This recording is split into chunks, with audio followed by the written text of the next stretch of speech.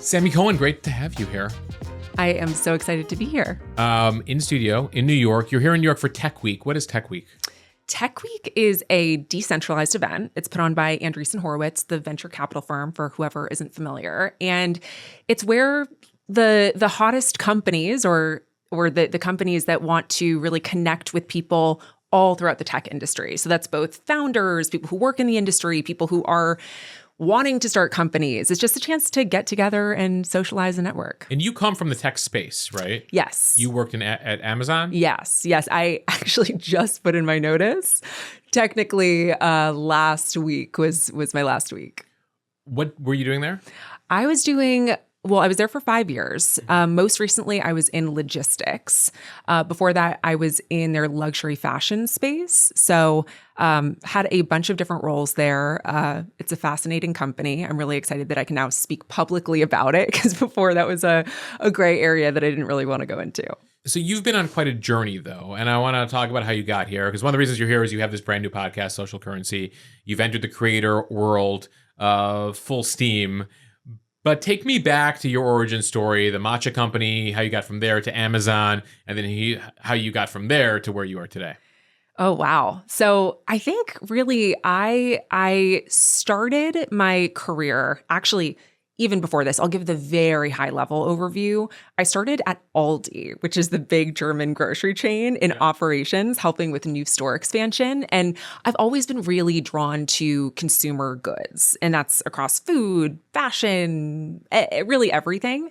And so that was where I started my career. That was the foundation. After that, I went to business school. I went to UC Berkeley, Haas School of Business. When I was there, I started my matcha company, and working at Aldi, working so closely with all of these major food brands. And Aldi has a really interesting model, right? Because for anyone who isn't an Aldi shopper, it's similar to Trader Joe's in that it's private label. So Aldi works with these manufacturers, co-packers to create these products and slap their own brand name on it. And so I'd seen the process, and I was always so curious about what it was like to actually create a product. And this was going back to 2018. So this was obviously, matcha has been massive throughout Asia for centuries, but for the US, matcha was really having a moment, and it was just starting to get into mainstream third wave coffee shops, all that stuff. So I decided to create a matcha concentrate. So my whole POV was, okay, there is the powdered matcha. And for anyone who isn't a big matcha drinker, it's just powdered green tea leaves that you whisk in water. And then, you can do matcha lattes, you mix it with milk. But I was thinking, okay, that makes sense for a bunch of applications. But for what about the Paneras of the world, the faster food service, where realistically, they don't really want to spend the time whisking the matcha. The matcha gets everywhere. You actually lose matcha sometimes when you're pouring it into the container to whisk it. So I thought, okay, I'm going to simplify the process. I'm going to work with a manufacturer to actually create a liquid concentrate and then sell that to cafes and restaurants. So I was part-time in business school, part-time shelling out my matcha throughout Berkeley. So you always had this like entrepreneurial side to you. Yes. Yeah. And I that's going back to my childhood. I was like the person who was doing the lemonade stand. I was always really interested in what it takes to create a business, create value. So I did that. My plan was actually to do that full-time after school, because I had gotten into this niche of offices in San Francisco, cafes in Berkeley. I was planning on moving back down to LA, where I live now. And I was like, great, I'm just going to continue to scale this over the West Coast and see what happens. But then COVID hit, because I graduated in May 2020 and realized, okay, I have this background in all sorts of operations, retail. I'm interested in CPG. And because I was in the Bay, I was also interested in tech. Okay, what's the company that has the culmination of all of those things? Amazon, right? So I ended up getting hired at Amazon once I realized that, overnight with the pandemic, all of my customers had gone from, we're buying multiple cases a week to literally zero because everything was shut down. And I thought, okay, I'm going to run the matcha company on the side. I'll do everything that I'm doing with Amazon. So I started with Amazon Logistics, worked on their DSP program, which is their delivery service providers. In short, the packages that get to your house, apartment, whatever, the vehicles that are dropping these packages off, that was my team. Got it. Yeah. Yeah, we had a chance to visit an Amazon facility in New Jersey on Black Friday in Wow. November and got the inside look at like, well, first of all the robotics that are like putting your, everything in your boxes, et cetera, together. But interestingly, like the line where the computer is constantly getting the updates from the satellites of like, will it go faster via plane or via truck to you? And then slapping the label on the box, like based on the last second information, being like, actually, like based on the weather patterns, like we should drive this to Toledo, not fly this to Toledo today to get it, 7 hours faster to your door. So it's an amazing operation. It is crazy. And what's wild is every year, we already think that Amazon's advanced, but being behind the scenes is just the level of intricacy of advancement that happens on all of the different layers of the logistics pipeline, from the fulfillment centers and warehouses to the robotics arm to AI helping with everything, and just the really intricate mapping that occurs across the entire globe, literally. So obviously now you can get a package for a lot of items same day. Like eventually that'll be within 2 hours, maybe even faster. It's going to go down to like pizza times, like 30 minutes or less. You'll see on like the Domino's app and you'll see it. I mean, you can already track on Amazon, but it'll be even more so. And then, so you're at Amazon, you still have the matcha thing going on. Yes. And then how do you get into the creator space? Yeah, so it was 2022. I'd been at Amazon for 2 years in the logistics side. And quite frankly, I was just so creatively drained. As we spoke about, Amazon is a very, it's a fantastic place if you want to learn from people who are truly the most customer obsessed in the world. And in my opinion, working there, like, people drink the Kool-Aid and they are obsessed with advancement, with optimization, with making the customer the happiest customer. But what's the term they use there all the time? Customer... customer obsession. Yeah. Going back to the creator, though, the creator situation. So I was really trying to take inventory of my life, and I realized I'm really missing this creative side. So at that point, I also did a pivot from logistics at Amazon, and I went into luxury stores, which is almost a startup within Amazon. And it's actually still around now, but their whole play was, okay, we're going to get top tier brands onto Amazon, the Chanel's, Gucci's, Prada's. We want to actually have them merchandise on Amazon, which is challenging, as you can imagine, for many reasons. But that was the goal and still is. And so during that time, I thought, okay, I'm so interested in consuming content around entrepreneurship, around companies that I find interesting, and really peeling back the layers to understand the why behind their decisions. And one day I just thought, okay, TikTok was obviously huge at the time, but it was still, I would say, early days. I mean, for the creator economy, in 2025, it's still early days, no matter what anyone says about how concentrated things are or oversaturated. No, they're not. You can always find a niche, and I could probably go on a soapbox about that another time. And the numbers just keep growing and growing exponentially, right? In terms of like the amount of zeros behind the creator economy, how much is being invested in creators. I mean, I'm seeing it too. Even our brands only started during COVID as well. And, real deal Fortune 500 companies being like, we're ready to start to play in this space. Oh yeah, it's massive. And I think for whoever thinks that the creator economy has perhaps plateaued, or the existing platforms that have been doing well are just going to continue and we're going to see some kind of like fall off, it couldn't be further from the truth. I think what we're seeing now is so many platforms are continuing to see explosive growth. And then we're seeing new platforms that are also constantly popping up too. It's funny, I was just reading an article in Bloomberg that came out last week about how YouTube, and we know YouTube is still continuing to explode, but specifically for scripted content, how YouTube, if you look at people of all ages across the US, the amount or percentage of people who are watching their TV-based content on YouTube is just growing like single digits each year. I think that'll be double digits at some point. Yeah. That's just the future. Well, and if you are under a certain age, and that age now is like 30, like so many people, I mean, I remember going to college 20 plus years ago, and like you needed a TV in your room. Like, and now it's like, we don't need TV anymore. I watch it on YouTube. I can get all my content there. YouTube TV has grown incredible. And so it already is. And I like to remind folks, like the number one source for news is now YouTube. Like more people are getting the news from YouTube than any other source today. Wow. And that's just the news space. That's not even counting like lifestyle and children's and all the variety of stuff out there.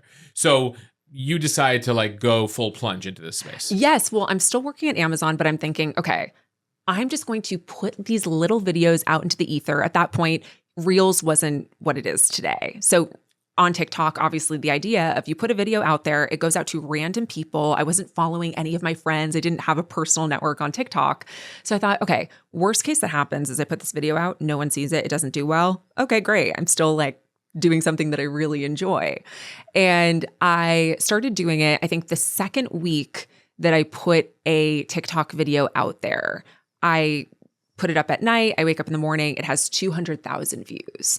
And that was my aha moment of— What was the video about? It was about Tracy Romulus, who is in the Kardashian circle. And she is one of their marketing branding people. And I talk about how she was able to help Kim Kardashian scale the Skims brand. And so educational content. Yes. It was this educational content with a mix of pop culture, because at that point, I mean, honestly, that's the content that I love consuming. And I wanted to create something that I personally enjoyed consuming. And so once that happened, I think that was my initial moment of, I should keep doing this because I think that there's something here. And the next few years, far from linear, far from it, because I think I was very much first, still working full time at Amazon. Second, I wasn't really sure what my niche was. I had that moment, and I would continue to see videos do well now and again. But I think I, at one point, skewed a little bit far into the purely pop culture side, which a lot of the videos— Listen, if you put up a video of a celebrity and you're talking about a popular celebrity that has millions, tens of millions, if not more followers, people are going to watch the video a lot of the time because they're interested in this celebrity, not necessarily that you're adding tremendous value, but they want their dose of the celebrity. And the algorithm already knows that like this person tends to consume Kardashian content or Taylor Swift content. And so they're just feeding you. Exactly. Yeah. So from my perspective, it was like a quick win of, vanity metrics, right? Like, that video got 1 million views. But when I really thought about it, and when I would tell other people, like I put out some videos on TikTok and would have to kind of explain what they were, I never, and this is just me, but I never felt great about saying, I'm covering everything about the Kardashians. No shame on anyone who does that. But for me, I think with my background too, I was just so much more interested in the business side.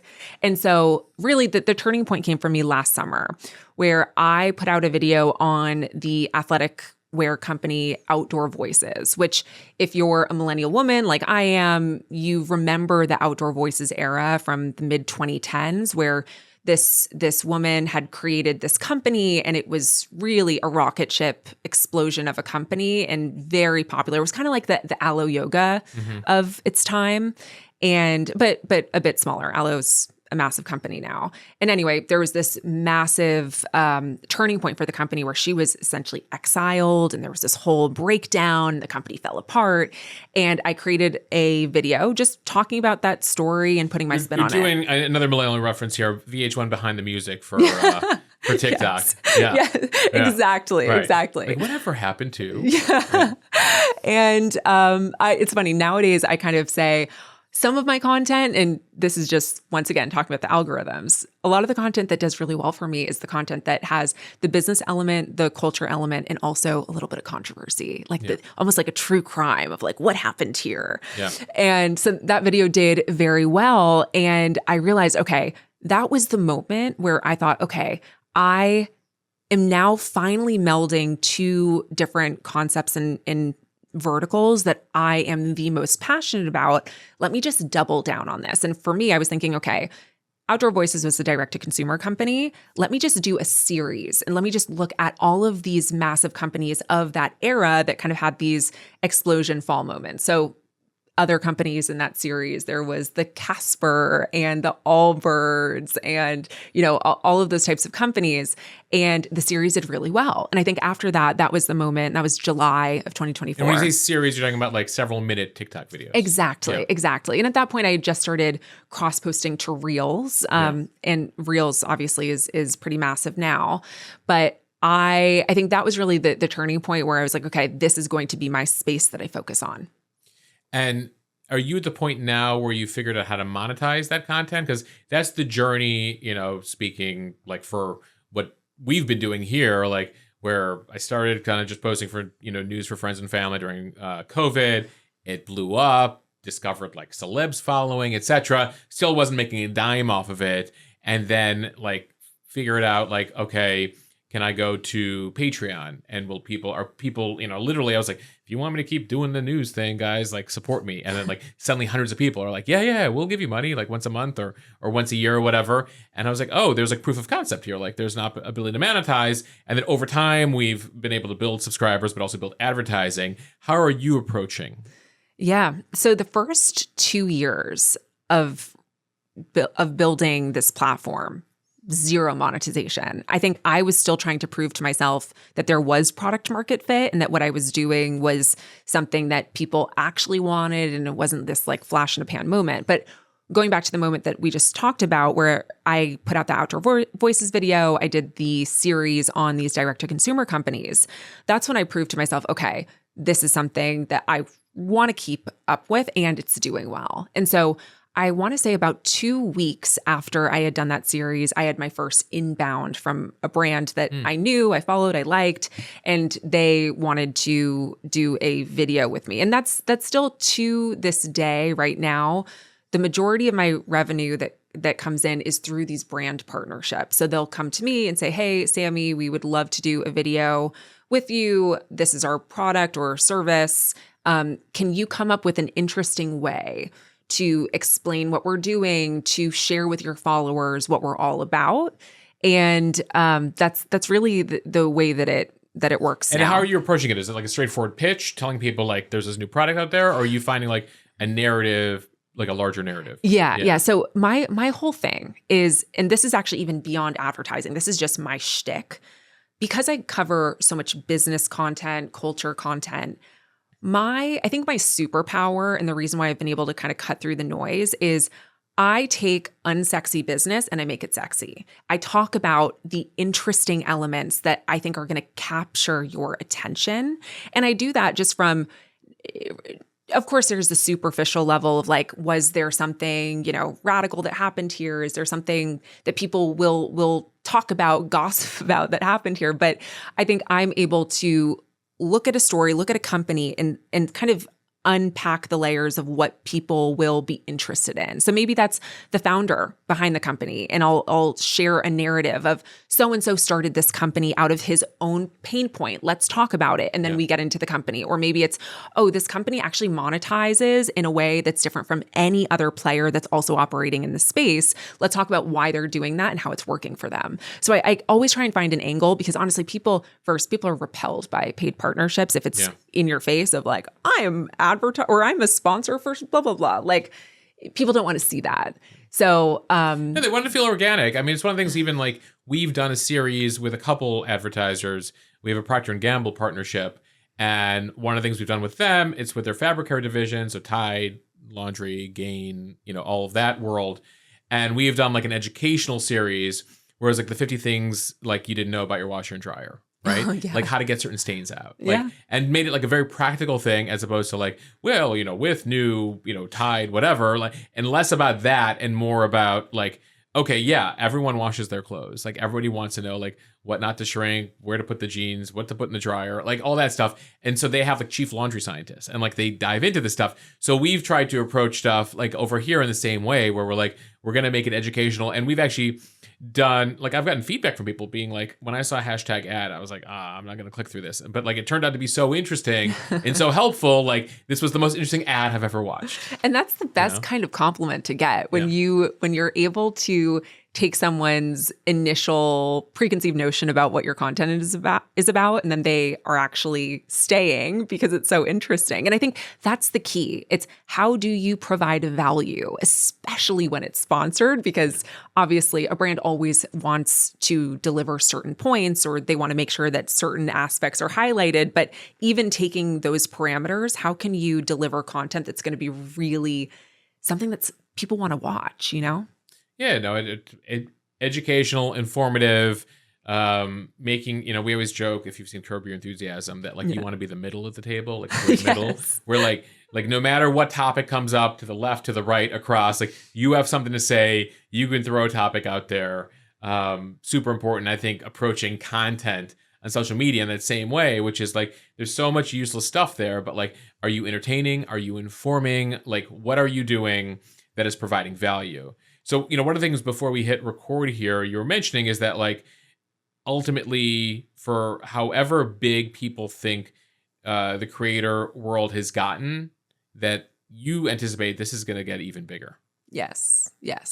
I think when it comes to the creator economy, we're starting to see this shift. And I think so many people also, just the number of people in the US and globally who consider themselves to be creators too, it's wild, because so many people too. There's no barrier to entry anymore. Yes. Like you just have to get an account on one of the social media platforms and you're a creator. Yeah. Exactly. And I think, not everyone's monetizing, but just the number of people who consider themselves active participants in the space has never been higher. If you look at the I don't even know what the survey is called, but when they ask young people what they'd like to be when they grow up, YouTubers, right? Yeah. It's a shocking It's YouTubers number. And creators. I think I think if they asked us 20 years ago before all this stuff existed, it was like, I want to be a teacher or an astronaut or the president. Yeah. And now, like, I think a good portion is some element of YouTuber and creator. Yeah, which is why I think I personally, seeing how the spectrum is really starting to lean towards all types of creators. So many people want to be a creator. I think, and I guess this is the theme for our conversation today, but it's how do you provide value? And I feel good knowing that I'm creating content that's educational and people are learning. And it's not, no shame on any type of creator, but there's so much like brain rot content out there where it's like not providing value. So I think in a world where people are inundated by every kind of platform and every type of short form, long form video, it's nice to feel as if, you're creating some kind of education. So people will walk away after listening or watching and they will have learned something. I wanted to get to a couple of the big headlines that I know that you've been diving into on your Instagram page, and I imagine on the podcast as well, that are happening in this space. One in particular in the last few weeks was the acquisition of Hailey Bieber's cosmetic brand for $1 billion. Rhode, bought by e.l.f. And there's been a large discussion about what that says about the creator economy, these celeb brands. By the way, she's not the only person with a celeb, even beauty brand, right? There's Rihanna, there's several of the Kardashians, there's Selena Gomez. What are your observations of that acquisition and the lessons from that? I think the Hailey Bieber acquisition was really remarkable for a handful of reasons. I think the biggest ones for me are, people forget this, but the company was founded in 2022.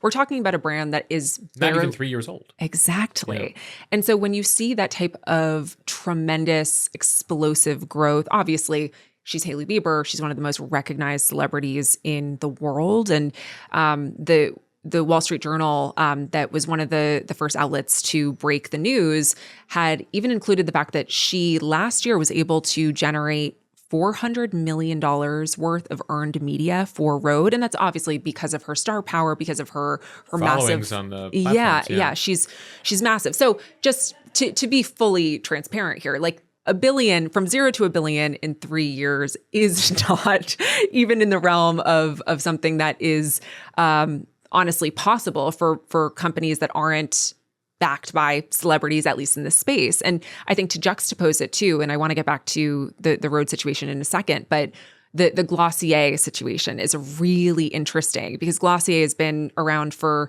now around a decade. This is another cosmetic brand. Yes, yeah. Another cosmetic brand started by Emily Weiss, and it has been really an inspiration, a foundational makeup beauty company. Now they're really big in fragrance for so many of the makeup beauty brands that are huge today. And in 2021, they last raised at a $1.8 billion valuation. Now they're raising at a down round at around half of that. So I think it's just really interesting to see just the juxtaposition of how well Hailey and Rhode did in relation to a lot of other players in the space. And I think going back to the Rhode acquisition, though, they were acquired by e.l.f. e.l.f. is a publicly traded company. They've done other acquisitions in the space, the largest of which outside of Rhode was Naturium. And I think for Rhode, I think the future is very bright. Obviously, they've been acquired by e.l.f. e.l.f. is extremely mainstream, has massive distribution. I think it's very possible that over the next few years, really Rhode is going into Sephora later on this year. But after that, I mean, we could see Rhode in Walmarts and Targets. It'll be right next to like Maybelline and all those brands, right? Yes. But what, you were drawing the contrast there with Glossier, and I'm curious as to how much of this do we think has to do with just having a celebrity and having a celebrity that has a huge social following?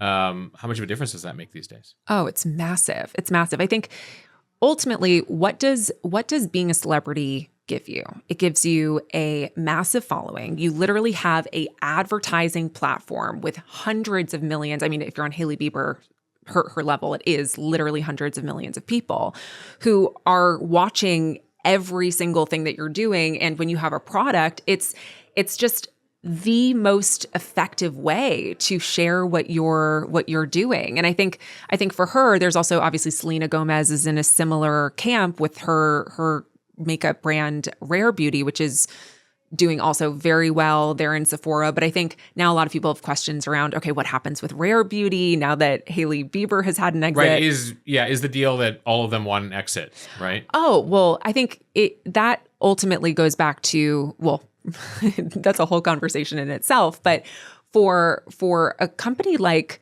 Rhode, what was really interesting is they hadn't been one of those companies that raised very public rounds of venture capital funding or private equity. They did have an initial investment on the earlier side, but they weren't raising, hundreds of millions of dollars.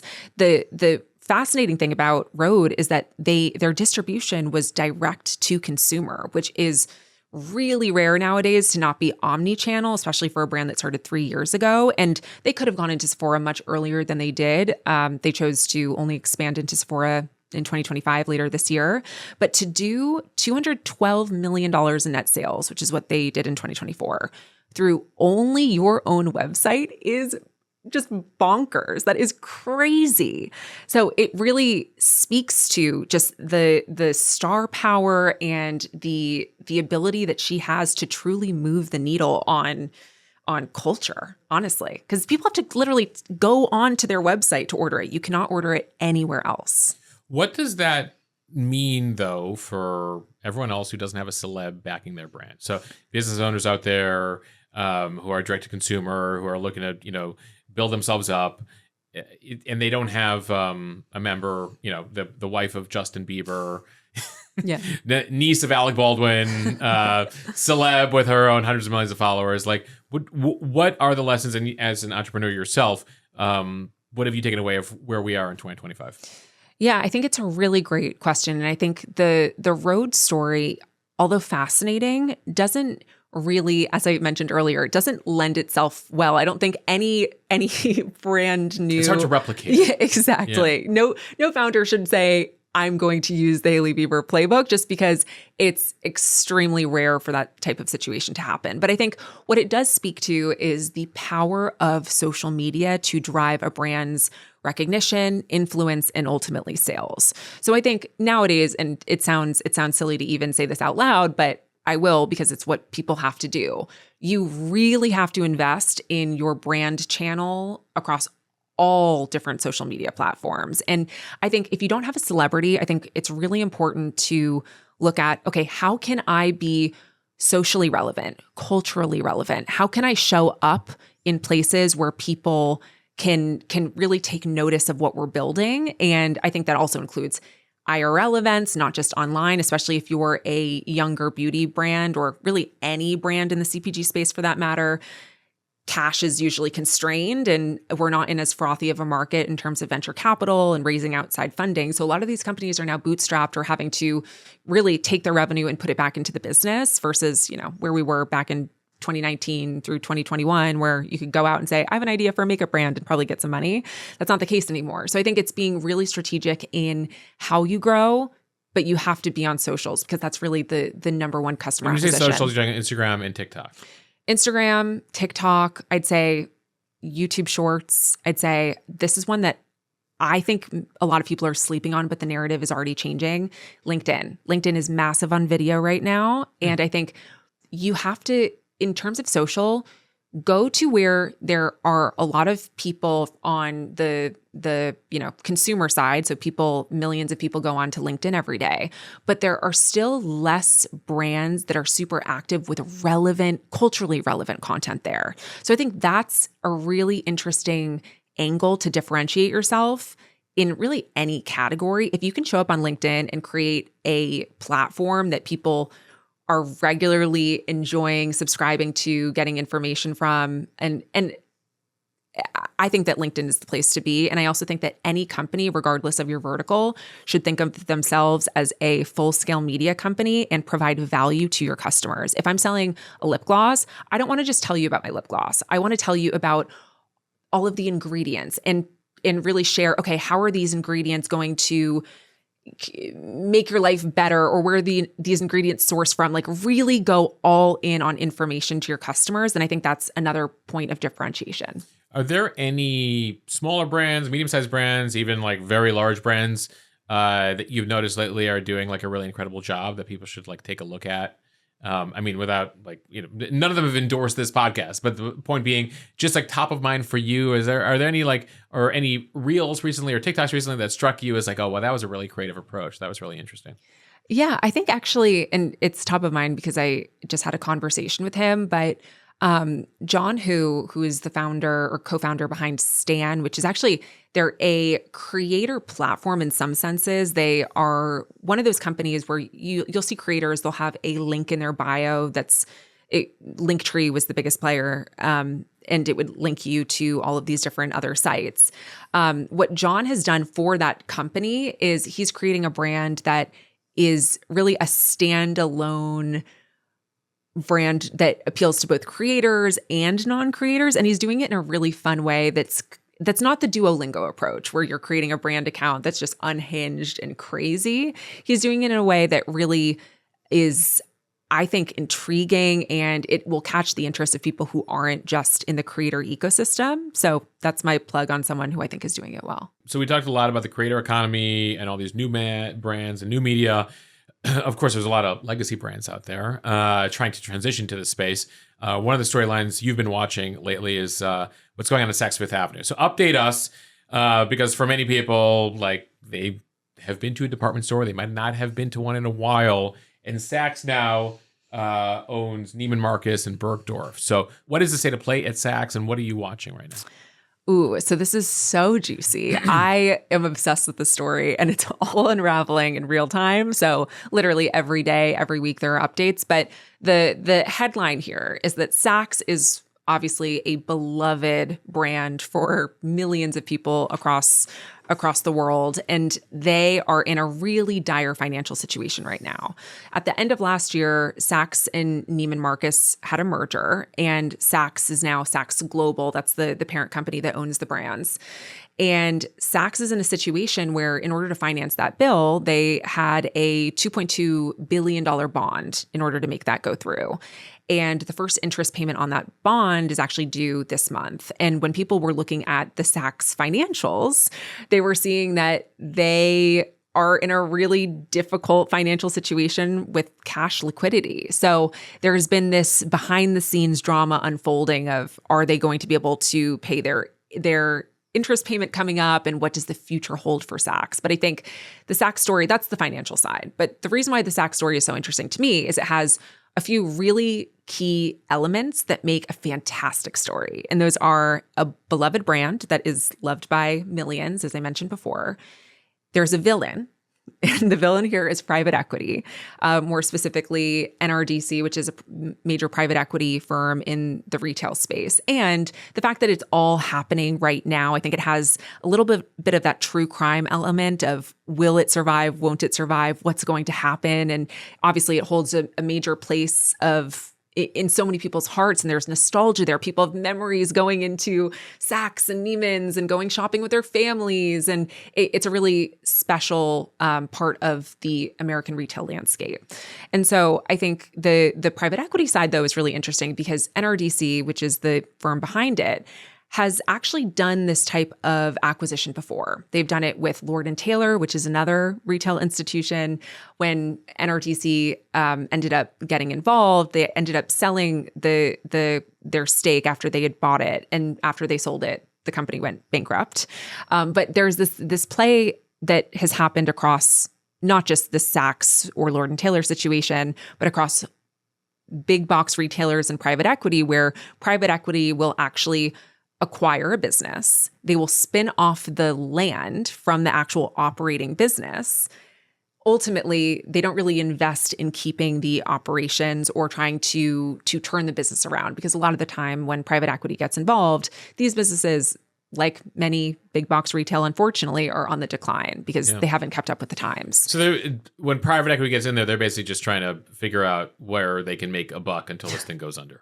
Yes. Okay. So if private equity acquires, if they acquire a big box retailer, I think that's when your alarm bells start going off here to say, okay. Well, it's been the same thing in the media landscape. I mean, private equity has gotten involved in like buying up a lot of local media, and they weren't there to save local media. They were there to like basically make every last penny off the thing. Yes. Yeah. Yes. And it's the same here. And I think Red Lobster is another case of this, where you had a different private equity firm come in and acquire it most recently. And now it's a situation where in the past, well, now they're owned by private equity. They've been owned by private equity before. And the private equity firm that kind of created this more challenging deal was called Golden Gate Capital. And they did this exact play, right? They bought it, spun off the land, and then the business went through bankruptcy in May of last year. So I think this is a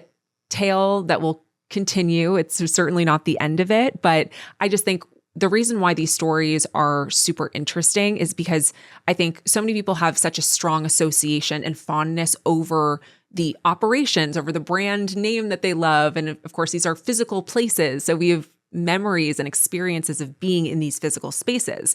But not as many people, or mainstream America, I think, is getting a lot more educated and well-versed on the operations side of the businesses. But I think it's really important to share the business economics with people so that they know how these businesses operate, and especially the firms that ultimately own the businesses and what their incentives are, because incentives are misleading sometimes. Just because there is a entity that owns a business, that may not mean that they actually want the business or need the business to survive if they own the underlying land asset, which is ultimately worth billions, and they're still going to make a great return on their initial investment. I know there are a lot of people listening to this podcast who have their own businesses, a whole variety. We have restaurant owners, we have people in the tech space, a whole variety of backgrounds, also sizes of businesses. I'm curious as to, we talked about the social element and being, creating that content and viewing yourself regardless of what you build or sell as a media company. Other lessons that you have for entrepreneurs based on some of your experience as well? I think, and is this in regards to content, just anything? Anything, just like, from your experience building your matcha brand, your vantage point at Amazon, now your vantage point to somebody who's analyzing these things. Interesting lessons out there or things people should keep in mind beyond the content side when it comes to building their business and growing their business these days. Ooh, yeah, I love that. There are so many. And I think the one that comes to mind initially, and this is truly ingrained in me at this point, just because I've been an Amazonian for 5 years now, and it's you really drink the Kool-Aid when you're there. You have to. They have these leadership principles, and it's really every day you're reminded of them.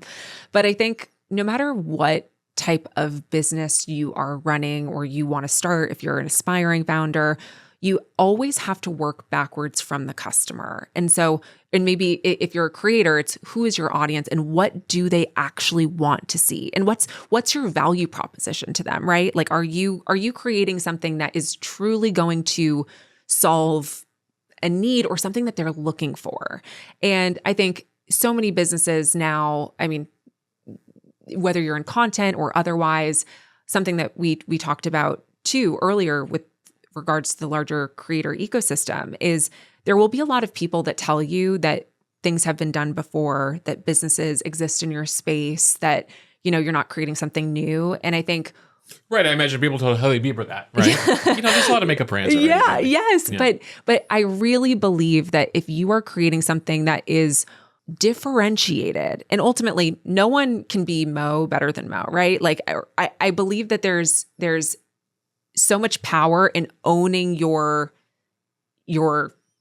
story, and whether or not you're leading the company from a personal standpoint or not. But I think it's leaning into your unique differences. And I know that sounds kind of like a bumper sticker, right? It's like very, very high level, but I think that can be applied to really any person who's starting a business. Is what makes you unique? What unique skill sets do you have? Is there a point of differentiation, an edge, an advantage that you have based on your expertise or what you've done in your previous life experience? So I think those are the things that come to mind for me. Tell me about the podcast, what you'll be focused on, and what people can expect from it. Yeah. So the podcast just launched a few weeks ago. It's called Social Currency. And the podcast focus is a lot of the similar themes that we're talking about here. It's the intersection of business and culture. The podcast will come out, or is coming out, twice a week. One of those episodes is going to be an interview with a CEO, a founder, a cultural architect of some kind, and really diving into what makes them unique in their space. And I'm using a lot of the same principles or thought process that I apply in my short form content to kind of structure how those interviews take place. And then the other episode a week will be a longer form deep dive of my reels and social content. So to be very clear that when I say deeper dive, these are 15, 20 minuters. These aren't 3 hours. So it's short and deeper sweet. dive by 2025 standards. Yes. Yes. You're not doing Ken Burns treatment on any of these. No. Yeah. Sammi, it's been great chatting with you. Thank you. Thank you for having me.